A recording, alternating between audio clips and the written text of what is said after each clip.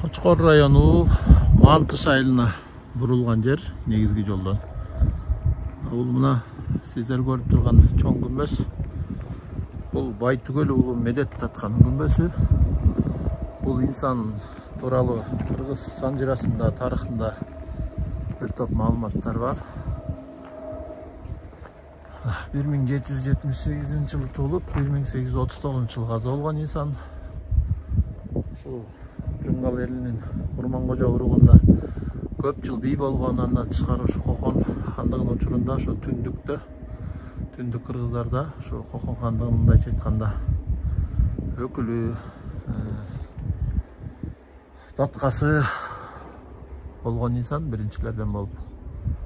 Бул жерде ушул өзүнүн кереси менен ушул дөң жерге коюлган, ичинде болсо эски өзүнүн сөөгү кабыры ушул жерде. Эски күмбөз ушул. Эски күмбөз ушул.